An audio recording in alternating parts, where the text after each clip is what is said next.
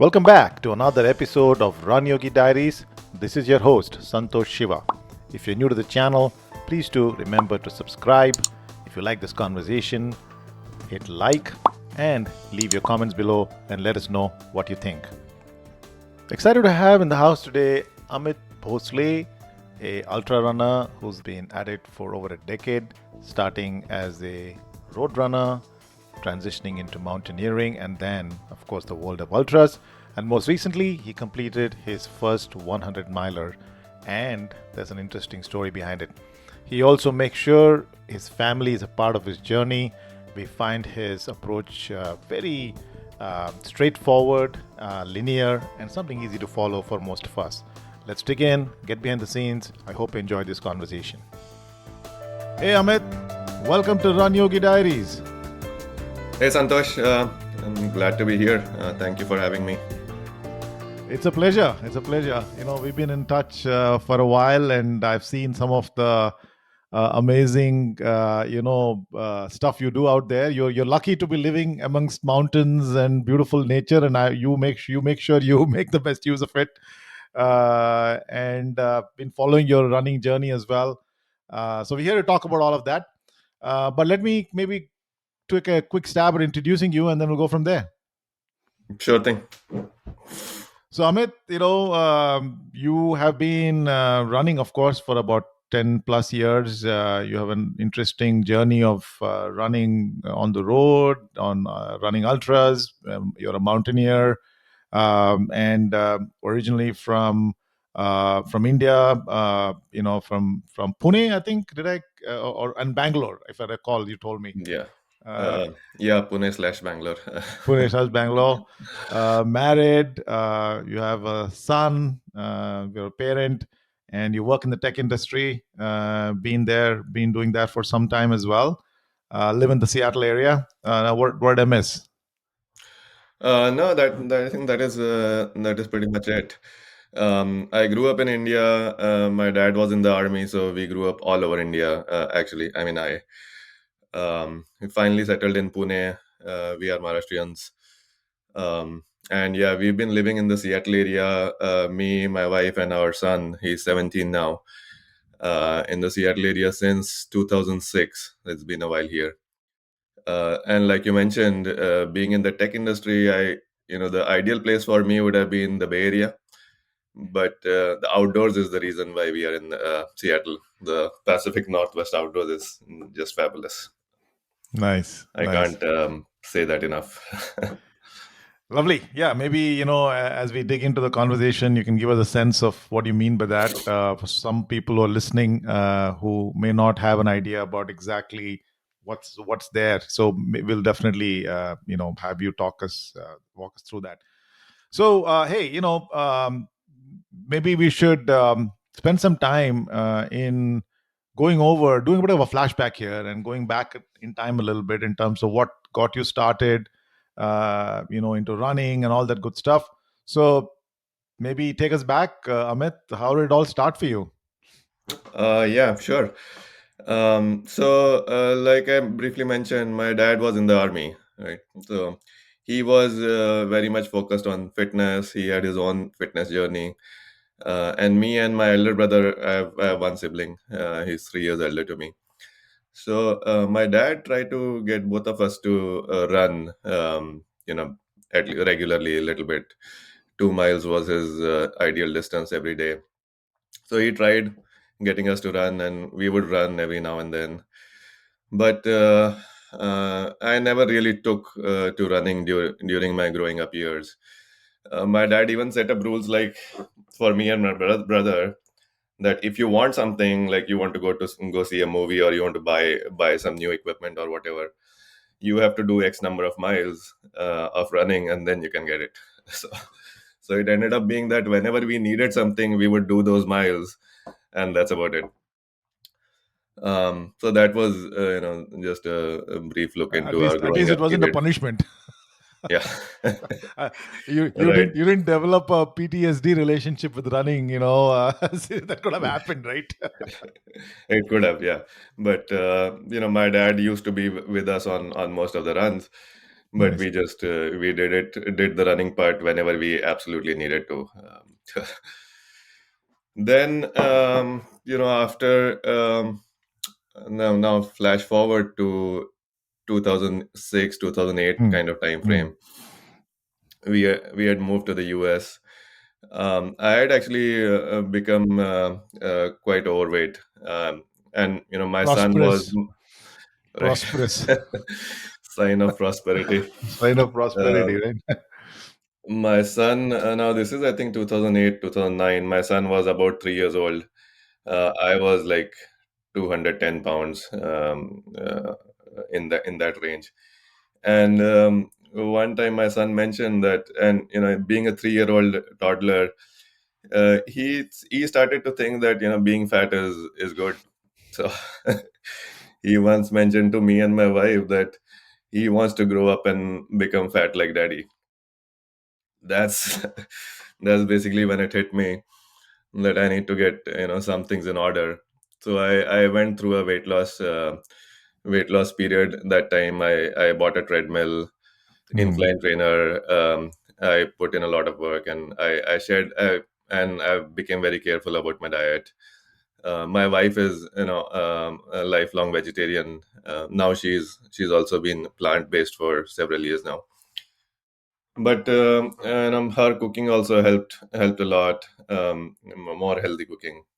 So So, in about a on that part, right? So, when we talk about the weight, I mean, it's a spectrum, right? Because 210 pounds actually doesn't mean much if you unless you put it in the context of a right, height and all, yeah, or how you feel. And weight itself is such a subjective thing. There is genuine obesity, right, which affects people's well-being, ability to function, and there is a medical reason people are asked to lose weight. And then there is this whole sensitivity to body shapes, and there are certain body shapes that tend to be a little bit on the chubbier side. Some people are born skinny, and it doesn't mean the skinny people are healthy. It doesn't mean that the chubbier people are unhealthy. There's a whole. It's very complex and nuanced. right, right. So I'm sure. So coming back to that, what you were saying, was it like, was what was driving your need to say? Was it because you were feeling uncomfortable, or you're feeling unhealthy, or was it more of, hey, there is a way that I need to be, and that kind of triggered off your decision to lose weight? Yeah, great points, Santosh. So to put in context, I'm 6 feet tall, 210 pounds, puts me at about 28, 29 BMI index. And BMI index by itself is not a great measure of success, health, because if you are very muscular, then you will have a high BMI. But Right. I was not muscular. I just had a lot of fat and weight on me. Ideal weight, ignoring the muscularity part, I think ideal weight for my height would be around 160, 170, maybe 170, 75, maybe even 180 pounds. Mhm, mhm. So I clearly had a lot of extra baggage on me. Um, I definitely did feel unhealthy from the physical perspective. I was not doing any outdoor activities or exercises. We Hmm. used to do some family hikes, some easy, not hikes, I call them more like walks, Hmm. walks in outdoors. But that was pretty much the extent of what I was doing at that point. And I knew I used to do much better than before, because during my growing up years, or even college days, I was definitely doing more, so I knew about that. And that's basically why I realized that I need to get myself in better shape, not just for my own self, but also to make sure that my son has the right ideas about Hmm. Hmm. what's fit versus not. Hmm. So it was more um, of, I would say, in your case, I mean, see, I've when you talk to different people, people have different motivations for losing weight. But I think in your case, it was, you have a certain standard or a certain expectation of how you should feel and look, and it comes from your own, background of having grown, had a active lifestyle. you find yourself in the situation at a certain point in your life saying, hey, something is not okay because I don't feel as good as I used to be. And that Yeah. kind of seems to have triggered off your journey, right? Because I also want people who listen to this to have that understanding, that different people have different reasons to take on a fitness journey, and all of them are valid as long as you get on the journey, right? It doesn't matter how you get there, right? But as long as you get on the journey, that is fine. So makes sense, yeah. So you started, and let's get back to your journey. Then what happened? Yeah, so within those 6 to 9 months period where I was actively trying to reduce weight, I managed to get rid of like 40 pounds, get down to the more 170 pounds kind of range.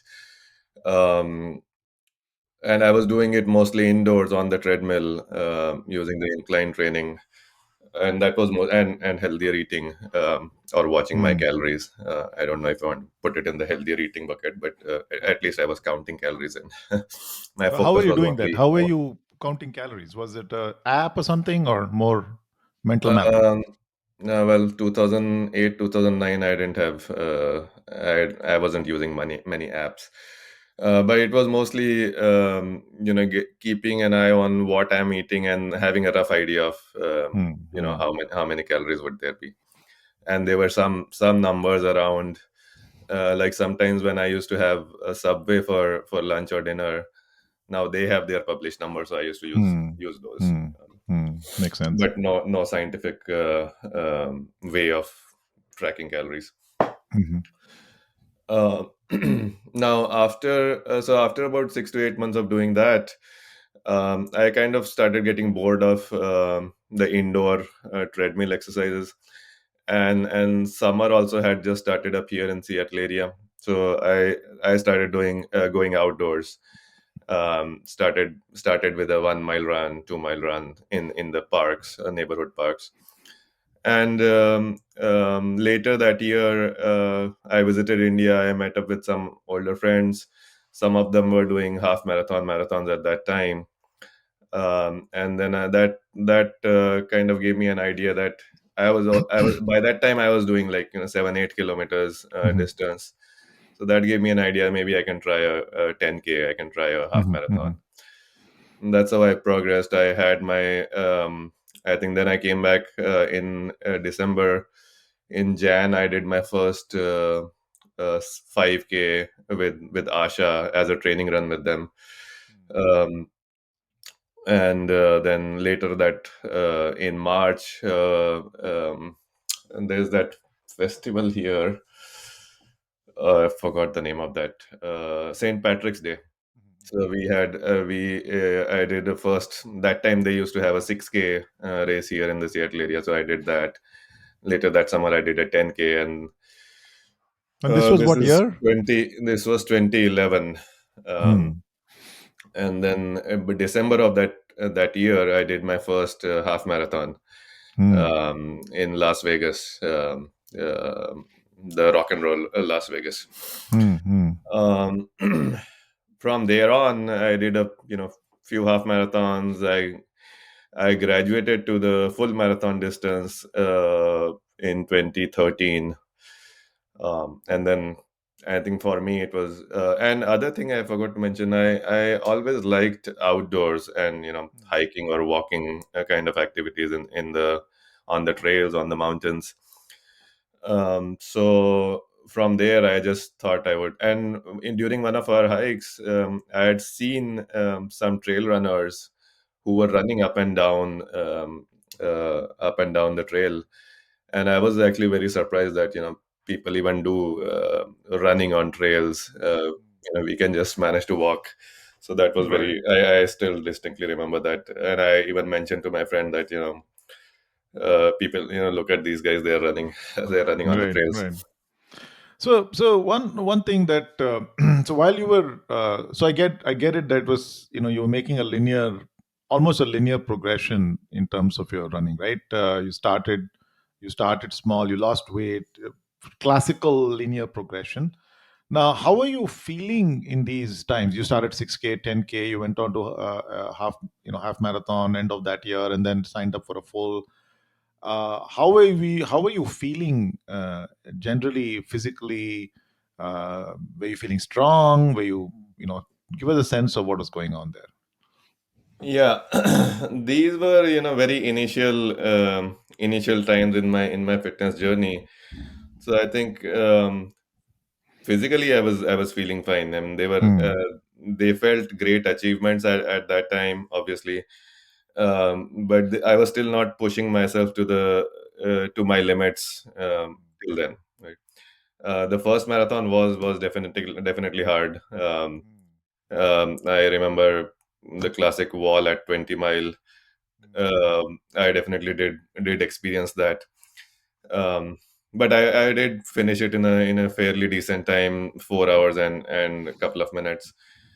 So I had there were the obvious goals around improving the times for these distances. So I was trying to do that, but not in a very structured manner. I had found some training plans online, trying to follow them. Um, but physically, I felt that I could keep progressing in Mhm. those Mhm. dimensions. I could add to the distance. I could try and chip off Mhm. some times, some minutes. All right. So these were challenges. I was able to meet them, and continue to push myself. And I had also, by that time, now we are talking about 2014, 15 kind Mhm. of Mhm. time frame. I'd done a few half marathons, a couple Mhm. of marathons by then. My son had grown up. He was almost like 8 or 10 years old uh, by that time. So I had started bringing him also to the smaller races, Mhm. 5Ks, 10. He has been doing 5Ks and 10Ks for a long. I think like 6 or 7 years old he was when he did his first 5K. So my wife and my son, all of us were doing maybe different distances or maybe the same distance in the events, Mhm. but at least it was a family activity kind of thing, That's which interesting. So you made it a family affair. That's good. I'll talk more about that later Yeah. also. Yeah. Um, but yeah, you're right. I mean, it is a very linear progression. You know, gradually increasing the distances, or even within a specific distance, trying to improve the time part of it. Mhm. Mhm. Um, and going back to the trails, uh, again, some friends here, and actually there was also a mountaineering part to it. Mhm. Um Given my interest in outdoors and trails, Seattle, Pacific Northwest has some of the most beautiful outdoors here in the Mhm. U.S. Especially for the summer part. Most of the country is I think too hot Mhm. than ideal. Um, Pacific Northwest is just ideal. Mhm. Summer is the reason why people stay here, I think. And there's also the winter part of it for So skiing. no rains. Uh, So we've heard it rains a lot in Seattle. So what happens during summer? Less rains? it doesn't rain a lot, man. It rains only Okay. like maybe 9 months. Uh, but also Okay. the rains they are not hard rains. I mean, you can basically just ignore the rains. You don't need Mm. a umbrella or a raincoat. Anyone wearing that or using those is clearly a tourist here. Mm. So that's how you identify tourists in crowds. So kind of easy, But drizzly kind of rain. yeah, So yeah, you can survive it. It's not thunderstorms. You can right. still be outdoors, kind of thing. Okay, got it. It's mostly drizzling.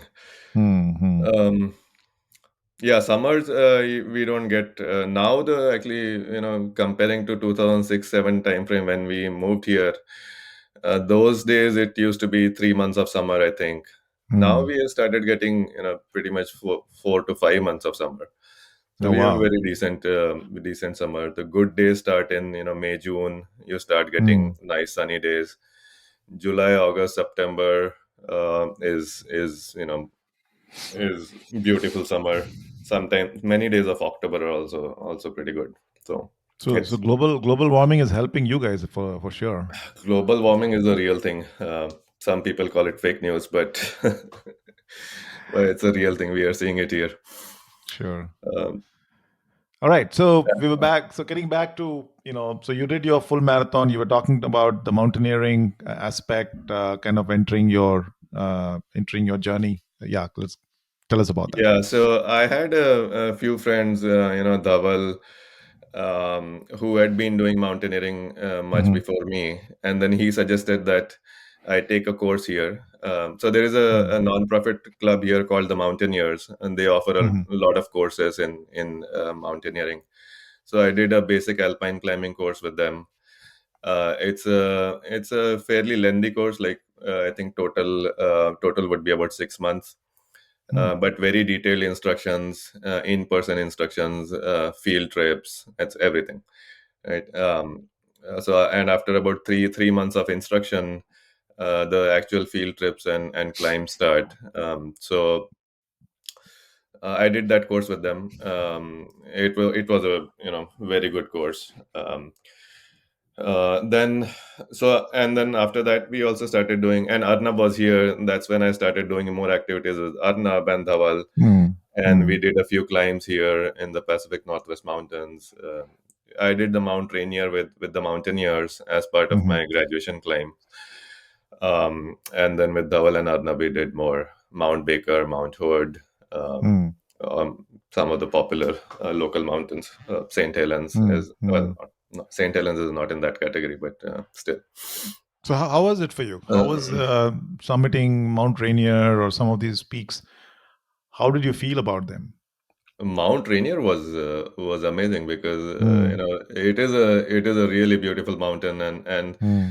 it's visible from the Seattle area, so it's everyone knows about Mount Rainier here. The other mountains you don't see directly from the city, Hmm. but everyone knows Mount Rainier. So when I started, I had always wondered how it would be to be at the top of the mountain, or when I did the course with them. Mount Rainier definitely was, one of the main goals, Hmm. like a bucket list item, Right. and that I would someday climb this. And even in the, I said that I did it as part of the one of the graduation climbs. So that is, the graduation climb is basically in the mountaineers during the course. All the climbing leads they offer to take students on to certain mountains and Hmm. areas, but Mount Rainier climb gets filled up very quickly because everyone wants to go to Right. Mount Rainier. Right. So I was actually somewhat lucky to find a spot in one of those trips. So Great. So that's great. that's terrific. So now, when did ultras enter the scene? How did that happen? Yeah, so even the mountaineer, and the reason I mentioned mountaineering was mountaineering is somewhat already in the ultra space, Hmm. Hmm. at least from the time dimension, right? So the Rainier climb for us was a day and a half, which included a camp, a night at the base camp. But Hmm. we started at 8 or 9 a.m. on the first day. We climbed to the base camp, set up camp there, slept overnight, and slept there, and started at midnight from the camp to the summit. Came back, and then wrapped up our tent, our camp, and then went down to the parking lot. So the summit day itself was close to 18 hours, 18, 19 hours of the day for us, moving, climbing, coming down, fairly intense physical activity. Hmm. So 18, 19 hours is already, at least, and the distance was not in the ultra space, but from the time dimension, and it was already there. Hmm. And that's very similar to long ultras, right? I mean, uh, time is one of the key factors, even more so than the distance. Though technically, there is a distance part to the ultra marathon distance. But I think so that's where mountaineers, my experience in mountaineering and my interest in mountaineering, that again naturally lead. So I was doing mountaineering, I was doing running, road running, Mm-hmm. Yeah. I was doing some hiking. I think it's getting into ultra running on the trails is a very natural Natural progression, if one. you ask me. Yep. Makes sense. And I was reading your blog, and by the way, congratulations on completing your first 100 miler. Yeah. Right, you're Thank you, now thank you. 100. You're in the 100 miler club, which is kind of a graduation for serious ultra runners, right? So maybe we should double click on that a little bit, right? And you have a fascinating story about your first finish of 100 miler. So maybe let's get into that. Give us a sense of a what got you interested to sign up for 100 miler, and let's get behind the scenes on that first finish. Sure thing. So, I had gotten into, like I was talking.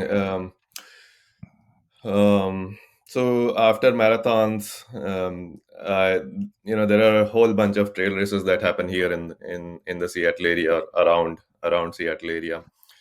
I did a 50K. My first 50K was Baker Lake 50K, Hmm. which is a lovely course along the coast of Baker Lake in the Mount Baker area. I did that. I took a pause. I was planning to go increase my distances pretty slowly. So I did 150K, and then next year I did the same race, which was my second 50K. But after that, I thought it's after being 2 years at the 50K level, then I thought I'll start increasing the distance. So I tried a 50 miler. Hmm. Um, in Badger Mountain. Actually, I'm wearing the uh, Hmm. We can t-shirt see that from now. Badger Mountain Challenge. It's a race that happens in Eastern Washington, in the Tri Hmm. Cities area. Um, it's one of our favorite, because it's very approachable and fairly local. It's only 3 hours drive from Hmm. here, and a very very well organized race. So I did the 50 miler there, and by that time, Arnab had also started. Arnab and Level, they had also started getting into the ultra distance trail running. Um, Prior to that, also we were doing trail runs, but more um, more as fitness for mountaineering, not trail running by for itself. Um, Anyway, so after 50 mile, and then I was able to finish the 50 mile distance fairly comfortably. It was definitely challenging, but So, um, so what did you while you were ramping up to do the 50 miler? Did your volume of running go up significantly? Did you change something on that as well? yeah, that's a great question. So I've from running volume perspective, I used to be in the 30 to 40 miles a week range when I was doing road Hmm. running. Okay. For the ultra preparations for ultra, especially the 50 milers, I did definitely get into the more like around the 50 mile a week range. But the difference, another key difference there was, now a lot of training started happening on trails instead of roads Hmm. or treadmill. Right. um, and trails, they require a lot more time for the same distance. So Hmm. Hmm. it was a lot more training time, not just the distance. I think distance by itself is not enough as a metric to measure, especially if you include trails and include all the elevation up and Hmm. down. So I was definitely devoting more time towards training, and the training was going well, at least for the distances I was targeting. 50 mile was a success. And later that year, I think this is 2017. Later that year, I tried a 100K, Hmm. in again a local race here. Hmm. It's called the Pigtails Pigtails Challenge. Hmm. Pigtails is a local legend. Van Fan is her name. Actually, she was in the race also yesterday at Cascade Crest, and that was our Hmm. 99th 100 miler.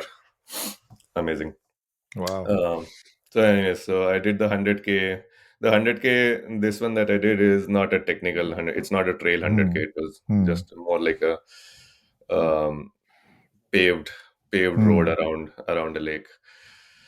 So that was a success. And then thoughts started occurring to me that I should try the 100-mile distance. 100 mile Hmm. is it's kind of like the marathon distance. If you're in the road running sub ultra space, the way Right. people think of, at least that's how it I think of it, the Right. way people think of how to the marathon distance being the ultimate distance in road running or the sub ultra Hmm. space, somewhat similar, that in the Yeah. ultra space you have to get to the 100 although miler. there is no such a requirement here, but because Yeah. everything Yeah. from 50K upwards is actually everything from 27 miles upwards is ultra space. Right. um, but yeah, so I started thinking about trying a 100 mile, and the same course, Badger Mountain Challenge, they had a 50 miler, they have a 100 miler, and few other distances. Hmm. Again, a very local race. Logistics are much simpler there. So I thought I give that a shot. And right around that time, Arnab and Dhaval also started thinking that okay, they will Hmm. also try this. So both. So that was my first attempt. I think that was in 2019 Hmm. or 2020. I think 2020. Um, no, actually, sorry, not 2020. 2020 was the COVID year. Hmm. Um, so I think 2019 was when I first tried the 100 miler Hmm. in Badger Mountain. Hmm. What I had not realized that at that point is 100 miler and basically the extremely long time events. Hmm. They are much more of a mental challenge than they are than the physical part of it. Uh, Hmm. so that's what got to me. And by about the 40-50 mile mark in that race, I had I'd started having doubts about, I am only at 40-mile mark. There is more than 2.5 times the total distance still remaining, Hmm. Hmm. or whatever, more than 1.5 times the distance still remaining. Hmm. uh, and uh, that is a strategy for disaster. uh, in the So especially let's zoom in that moment, right? That's very interesting because that's something a lot of everyone who is into long distance running of any kind deals with. So let's zoom into that moment when you are attempting your first 100 miler. You're this 40th mile, and you're having these thoughts going through your head, right? But what about the physical sensei? I mean, were you okay physically at that point, or was that causing this whole doubt, self doubt that was going on? Yeah, no, well, 40 miles. So I was at the, 40 around the 40-mile mark. Hmm. 40 miles itself is a fairly long distance, right? Mm, of course. You will start experiencing some Mm, pain in, mm, mm, maybe your quads, maybe your hamstrings or other parts of the body, just because even by that time it was like, close to 10 hours, if not more, mm, mm. of being on the mountains and on the trails, Right. putting your body through that. So there are going to be obvious discomfort, Mm, mm, even at the 40-mile mark. And that's when I think that is the trigger why doubts start creeping in. Right? mm, It's like I'm at 40-mile mark. I'm already feeling like shit. I'm mm, going through so much pain. How am I going to do another 60 mm, miles from here? mm, mm, mm, And then there is also the unknown about there is a night time coming. It's going to be mm, dark, and in long distances, the runners and participants, they get spread out very quickly. mm, Even if at the start line there may be like 200 people starting with you, in maybe 2-3 hours, everyone finds their own pace and Hmm. many Hmm. times you have to just be alone for a long time, Right. no one to Right. talk to. So I think that's after 8, 10 hours, then that's when, and whatever the obvious discomforts are Hmm. that you're experiencing, they are the trigger for more doubts. And I think I've read about it. Your brain will just try to give you ideas to find reasons to quit. Right? Hmm. The easiest So thing that is was you what was stop happening for and you. So that was what was happening for you on that day. definitely. I mean, I also had Hmm. a foot injury at that point. Hmm. So there was more doubt that, whether my heel Hmm. is going to be able to sustain another 60 miles or not. Hmm. Hmm. And that was all, I think it was all mind games. Hmm. Hmm. Right. So, and in the next, at 40 mile, I started, or, whatever, roughly 40 miles, I started thinking about these things. And in the next 5 miles or so, I had kind of given up already. I decided that, and there was an option to stop at the 50-mile mark, Hmm. and just take the 50-mile medal and walk away. Right. So I thought, that's for me. Again, the self doubts came up. But maybe I'm not Hmm. trained enough. I have to do more training, be better prepared, and then I can always try it next time. Hmm. Try the 100-mile distance next time. So um, I stopped at the Okay. 50-mile mark, took my 50-mile medal, and went away. Um, Well, at least it was not a yeah. DNF. You walked away at least with the 50-mile medal. So that's a consolation. A lot of folks Yeah, who finished like 85 miles and they didn't finish and they wouldn't get even a medal for that. It's a DNF, right? So yeah, this is not a bad deal actually. it's a double-edged thing, right? I did get a 50-mile medal, but then that also played into me making the decision that at least I can get a medal, some medal, Yeah, and yeah. go away with at least something to show for it. Right. But if I think back on it, I had already done the 50-mile race twice before 2019. So if I think back on it, uh, I should have just tried to push more, and even Yeah. if I had DNF'd at 70 mile, it would have been better, I think, because at least I improved my own PR for the distance, Right. Right. than just getting a third 50-mile medal, which doesn't mean anything to anything else. It doesn't mean anything except for Hmm. my own self. And but Right. anyways, So good. um, So let's fast forward, right? So you did. So that was your first attempt, but then you completed. You successfully finished your 100 yeah. mile or what a couple of months back, correct? Or last year, No, so we're talking about 2019. 2019. So after the Badger Mountain, failed attempt, I did. I had more attempts. Hmm. There was we signed up for the Bryce Canyon 100-mile race. Hmm. Um, um, I think my training was going well, so I thought, and I had realized by that time, based on the Badger attempt, that there are going to be mental aspects to the Hmm. actual activity, to the actual attempt. So I thought I have some more experience to rely on and to use. So we gave a shot to I went to, again, Bryce Canyon 100-mile race. Dhaval and Arnav were also participating in that same race, and we had more friends coming from other Hmm. places, other Hmm. parts of the country, to just also have a get together of sorts. Um, Now, the interesting thing about, so Bryce Canyon 100 itself was a physically much more challenging event. Hmm. Hmm. The entire race happens at a very high altitude. I think if you want to know, I would say the average elevation would be about close to 9,000 feet, 8,500 to 9,000 feet of altitude.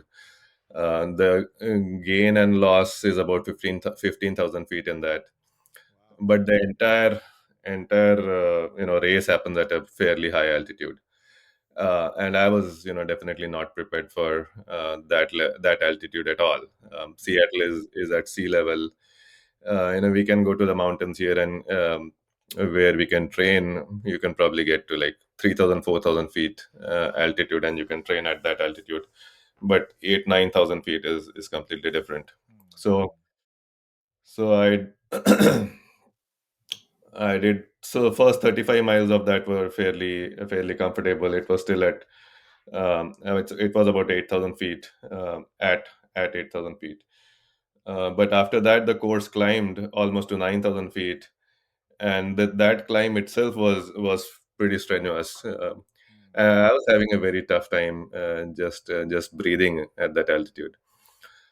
Um, and again, then at that time, the thoughts were that, how why did I even think of coming to such a high altitude race? Hmm. We Hmm. I haven't trained for it at all, blah blah blah. And again, at roughly the 50-mile mark, and it was a physically much more exhausting race. Hmm. I was in much worse condition than the Badger Mountain in the previous episode. So here at the 50-mile mark, I gave up. I was also cramping a lot Hmm. at by Hmm. that time. I got to, I think that aid station was at mile 54, and that's where I threw in the towel. So Amit, one thing that I'm taking away, I think it's fair to go out and attempt and not be able to finish. But I also hear that maybe there was some level of preparation that was missing in these races, and maybe for those of others who are listening to this and can take away a few lessons from your own experience. Does it make sense to have a hire a coach, right? When you're taking on something as big as this, who can tell you ahead of time that, hey, you should be preparing for these things, so you don't have to learn it the hard way. In your case, Yeah. you did, right? But you don't have to necessarily go through that process of learning it the hard way, because ultimately you did finish a 100 miler, but it came through a process of multiple attempts. So let's jump into that as to what did you do right to finish your first 100 miler. Uh, so I think yeah, that's a great question. And my key explanation for that is, um, so by the way, just going back to your question, hiring a coach or having someone to talk to who has a Hmm, lot more hmm, experience, hmm, that definitely is super useful. hmm, Like you said, I did learn it the hard way. hmm, Um, but and I have not hired a coach yet. But I have a lot of friends now hmm. who do absolutely crazy things in the ultra space, and they are all Right, right, from several of them. They right. have One been of them your has guests been on the on the on the yeah. show. So so now I have access to a set of very well experienced Right. very well experienced set of people who are happy to give advice, provide guidance based on their obviously their own experience and achievements. um, So let's zoom into Arnab, the 100 miler. Let's zoom into the right. 100 miler.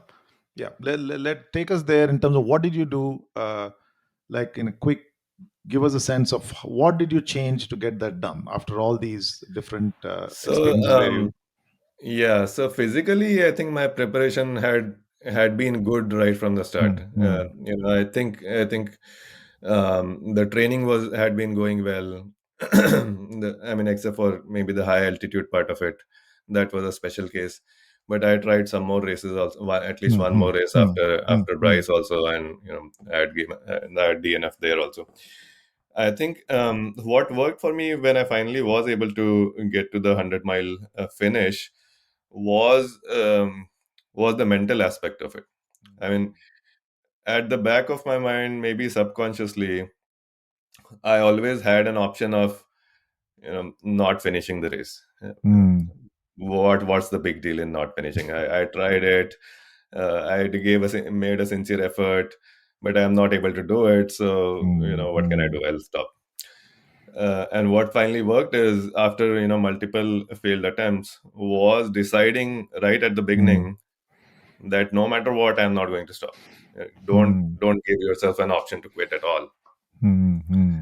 And that is actually what worked. And my first finish was in Oregon Cascades 100, which was a brand new race here Hmm. in Oregon, pretty close to Seattle area. The course was very similar to, the course was 13,000 feet of elevation, gain and Hmm. loss. It was in the middle of summer, fairly high temperatures. um, so challenging, fairly challenging course. um, but I definitely would have DNF'd if I had decided, if I had not decided to keep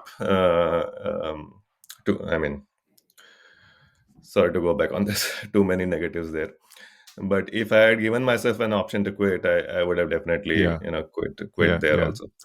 Yeah. um, but that, I think, and that's why I mentioned earlier also, in the extremely long activities, you will go through periods where you are suffering. Your Hmm. body, Hmm. your quads will be hurting, your glutes will be hurting, even your upper body will be experiencing pain all over. um, but if you use that as a reason to stop, then that's the end of it. Hmm. And especially in these extremely long period activities, well over 24, 30 hours.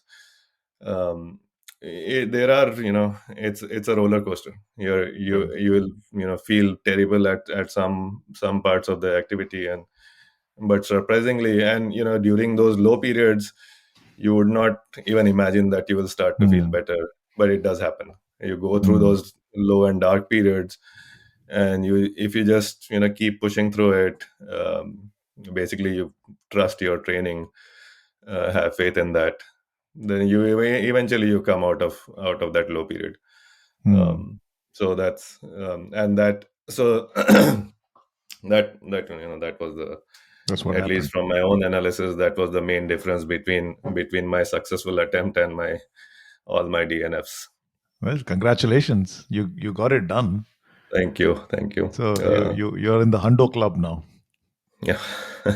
That no, that's that's very interesting. That's quite it's an important wisdom that you're sharing here, Amit. And there are some folks, you talk to, first attempt they get it done, boom boom boom, and there is also times, and I've had other guests on the show who had multiple DNFs before they got the first one done, right? And but the point, I think the point of takeaway is that you didn't give up, right? You didn't like after your first DNF or first 50 milers, that the first 100 miler that you just ended up with 50 miler, you didn't say, hey, this is it, I'm not going to try again. So Right. there's a certain level of tenacity that you have developed, which is a great takeaway for others who are going to try this, right? And a lot of times, people are scared to start a journey, right? Thinking that, I don't know whether I'll be able to do it.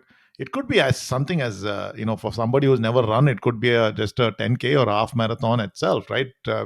Not necessarily a 100 miler. It could be, depending on where Right. you're in your journey, you could be in a mindset that I'm not going to try because I don't think I can do it. But looking at your journey, that's one thing we can all learn, is that you keep trying until you get it done, right? And then you're now you successfully completed your hundo. So that's one takeaway, definitely, from your journey, right, Amit, that I can talk about. And the other thing is, like you said, right, I was reading this book called Endure by Alex Hutchinson. Great book to read, and he was talking about this fact that a lot of times, especially as endurance athletes, you kind of have to learn to separate real pain from premature Yeah.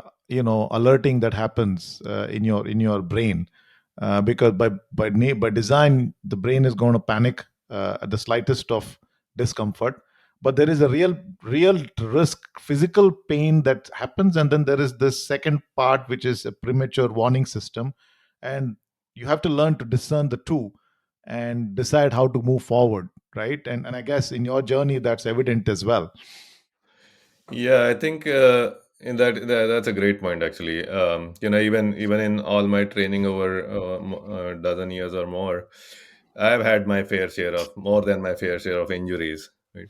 Mm, And you don't. It's not easy to recognize a particular discomfort as a real injury, or just a temporary discomfort. mm, mm, Um, yeah, I think that's where. So during a race, whether you really are injured, or is just mind games, I think that will depend a lot on how well you have trained for that event. mm, And So for me, I never had a real injury per se during a race. mm, mm, But I would think, at least based on my training experience, I can, and after having so many injuries, uh, I can identify a discomfort as injury versus not. mhm, mhm. But yeah, Makes that sense. is definitely a great point to bring up. Uh, you can't obviously identify or differentiate between the two Right. cases. And that's Um, where you need to, talk to people who have experience, talk to professionals. And again, I just want right. to make sure, as a disclaimer, we're not suggesting that you do this yourself. Get a medical, Yeah, yeah, no, support, right? yeah, yeah. If So you are in even for pain, myself, yeah, if I have a discomfort which goes more than a day or maybe more yeah, than 2 days, my philosophy is just leave it to the expert. So I go to my yeah, doctor, have yeah, him take a look at it. yeah, Worst case is that I've just given him that. I've spent the $25 of copay. In the grand yeah. scheme of things, that's nothing. That's nothing. Right? Yeah, yeah. Versus And the other case where it yeah, was a real injury that would have become worse if it right, hadn't been checked out. I right, don't want to be in that situation. right. So Great. Perfect. So hey, that makes sense, and again, congratulations on your 100 miler. I think we got a sense of how your journey started and how you built it, and thanks for taking us through the details of how you pivoted into mountaineering and into ultras, and how you got to the first 100 miler. Now, kind of. Pivoting into a slightly different direction, and I think, just also in the interest of time, I want to take a few minutes and have you maybe summarize today, after all these years, right, of what you're doing. right. Give our listeners a summary of maybe your top three or four or five. Hey, here are the five things now I believe that are working for me, that people can kind of take back to their own training. All right, great topic. Yeah, definitely. The first one, based on what we also discussed, I think for me the first one is, especially for long ultras. Uh, just know that there are going to be dark and low Mm, periods through mm, the activity. And point being that don't keep quitting as an option at all mm, on the table. mm, mm, If your mind knows that that option is there, it will find ways to trick you into taking that option. It has happened to mm, me mm, multiple times, and I've also, it has also worked. And this as a strategy has worked also for me a few mm, times now. mm. um, Right. Makes so sense. that's the first one. Just be prepared to embrace the suck. Right? I mean, Mm, you're trying 100 mile, 30 plus hour activity. Just for sure you will go through periods of discomfort.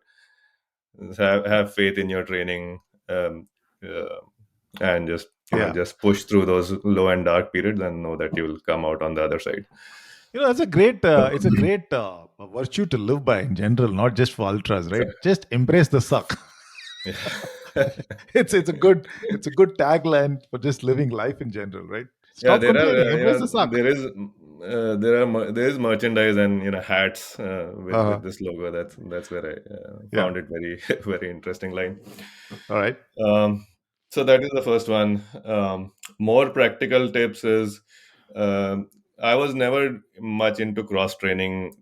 For most of Mm, my running career, running journey. I used to think that, I'm a runner. I'll just run, and that should be enough. Hmm. Um, but in the past 4 or 5 years, ever since I got into, especially when I started doing a lot more trail running, strength training is I am very diligent about that. Hmm. And any form of cross training. I've also started doing a lot of cycling.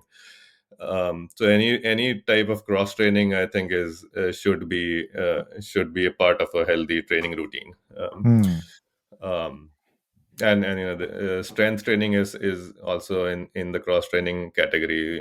You can do swimming if you can, or cycling, or mix it up with your main training of running, so Right. to say.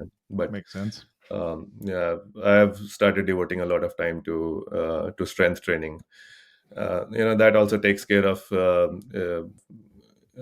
avoiding injuries, especially for the less used muscles. Like my ankles and knees have been weak historically, but I've been having better Hmm. experience now.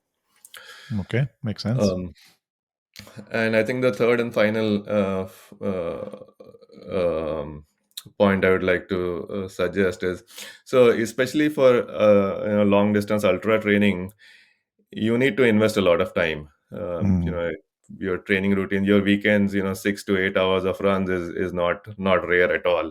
Hmm. Hmm. And especially during the peak of your training, and they will become fairly routine. Hmm. Sometimes even both days of the weekend, you're away from home for 8 hours, and after a point that starts taking a toll. So other thing I've been trying and fairly successfully at that is to start involving family members in Hmm. in the activities.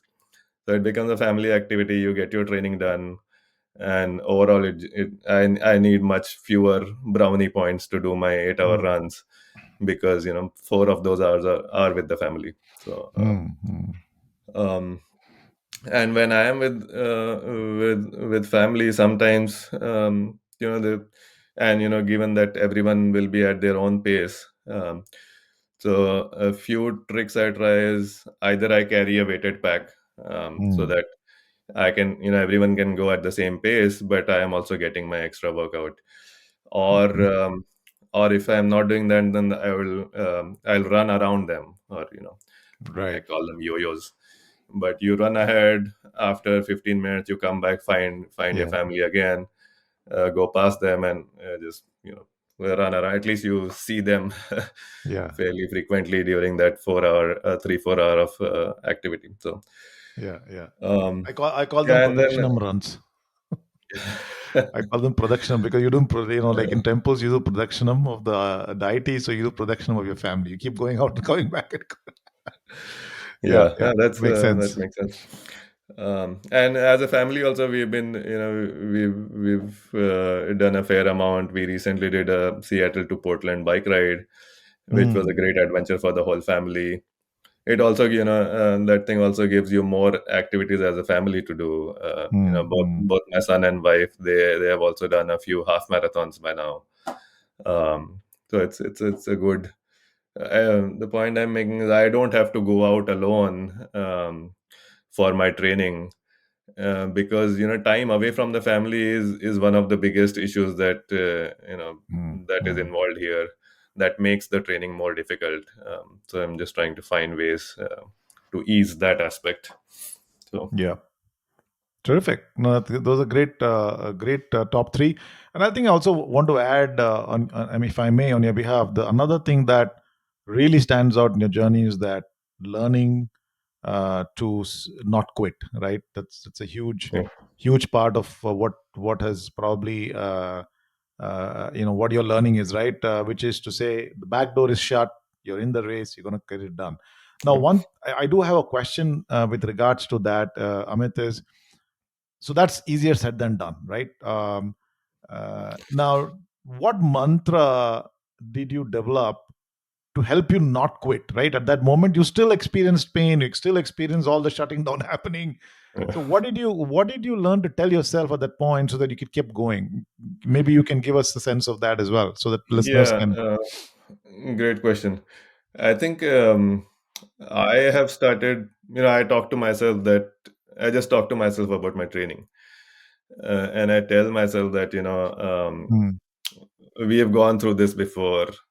I know there will be another hour or two where it will suck, but uh, based on our experience, we know, we as in me and my other self, we know that we are going Okay. to come through on the other side. Uh, All right, great. So makes a lot of sense. Thanks for sharing those tips. What next for you? What else are you cooking in your hundo journey or long distance endurance journey?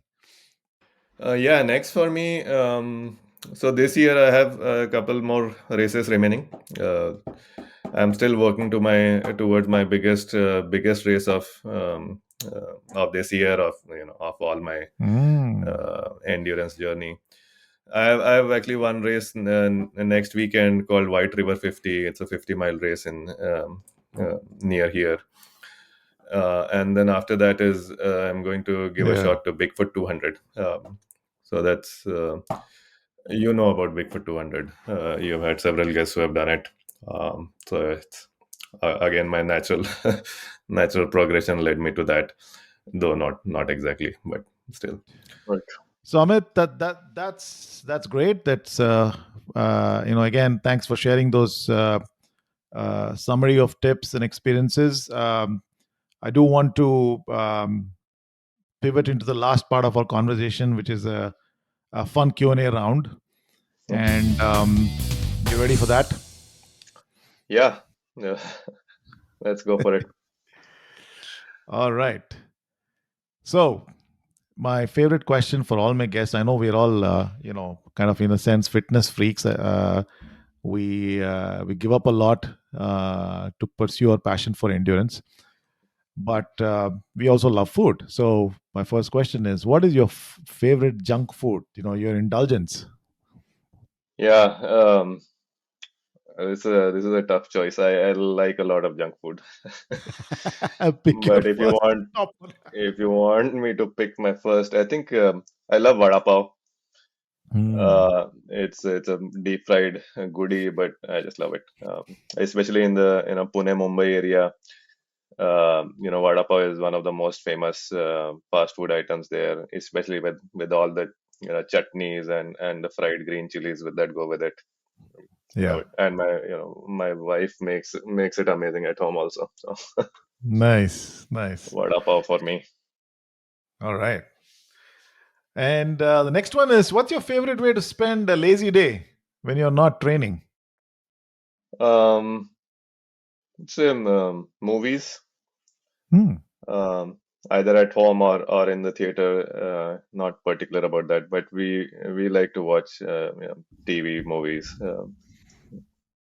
Nice. And again, that's with family. and that's with family. That also lets me. It's an activity where I can just lie down and not move at all. Also, so, Yeah. Yeah. after some hard training days, that works well on all angles. Yeah. Makes sense. Next one. What's the best compliment you've received for your lifestyle? I see. That's Let me think about that. Um, So I don't remember the exact words, but many friends, whenever they see some of my activities, their reaction to it is quite fascinating. It's like it's basically it's unbelievable that people do these kind of activities. To them, it is unbelievable. Yeah. I take that as a compliment. I obviously, being connected to so many people who do even more crazier things. Uh, I'm still at the lower end of the spectrum. I have seen, people do insane things. But for most people, I think these things are somewhat unbelievable. Uh, Yeah. Yeah. it's good to know that at least their perspectives are expanding. They can also see what is possible, get an Yeah. idea of what is possible and things like that. And what's the worst criticism you've received for your lifestyle? Yeah, I think one person had once mentioned that all these activities they are very selfish. It Huh. stuck with me. it is, true in some sense. Being away from home for such long periods, there is a bit of selfishness involved there, definitely. Mm. Uh, but Mm. yeah, that one hurt. So, how do you take to such criticism? And that's related to the other thing I was saying, that try to make it more of a family activity so that Mm. some of that guilt goes away. Yeah, yeah, makes sense. All right. A bucket list race on your horizon. Well, right now, definitely the Big Fit 200. Big Fit 200. It will hopefully be a reality also. I mean, a successful finish there. But there are other crazy races. At some point, I have Badwater 135 on my Ah, list. It's a long way away from my fitness standards, but that is the other crazy one. And obviously, how could I miss that Western States? That's right. the ultimate bucket list. But again, I think the reason why I missed it is it takes it takes 5-6 years of qualifying and entering the lottery Mm. and whatnot. So it's a long way away. Yeah, nice. All right. Last question is, since you're a movie fan, it'd be even more interesting to get your perspective. If you made a movie of your life so far, A, what genre would you put it in? And B, who would you hire to play your role or your I character? see. Interesting. Um, yeah, I think genre would be sports. Hmm. Actually, maybe even running specific. Uh, Even within sports, maybe running specific. Hmm. Um, for actor, think Farhan Akhtar. Um, Hmm. um, he has been quite a few sports focused movies, especially that Milka Singh movie. Yeah. Um, Plus, I also played music a little bit, and Farhan Akhtar is a musician by himself, so I like Farhan Akhtar. So in general, Oh, okay. Nice. Farhan, there's a script on your way. And I didn't know you're a musician too. That's interesting. not that much. I used to play in my college days and a little bit after that, but it's now most of my free time goes outdoors. What do you play? I used to play the Oh, guitar and nice. sing a little bit. Okay, so that's another aspect we didn't know about you. Good to know. Awesome. Great. You did well on the Q&A, the fun Q&A round. We learned a few more things in the process, including the fact that you're a musician, and maybe I don't know. Next time we meet, we could have you strum out some songs as Yeah. well. All right. Hey, Amit, great conversation. And I know sometimes, in that 1 hour or so to get someone's 10 plus year journey, we only look at the highlights, Yeah. but there's so much that goes in, right? You're capturing 10 years of learning and unlearning and putting things back. But the long story short, at least for me, from your journey, is don't give up. Be at it. And hey, look, you completed 100 miler, and now it gives you confidence to look at aim for bigger stuff, and you're already on it. So great to have that. Go through your journey. We're coming to an end of this conversation. I want to give you the last word. Any final message that you want to share with our audience? Hey Santosh, yeah, it was a great session talking to you. The final message is, what we talked about. Embrace the suck. Just Suck. know that it is coming, and be ready for it.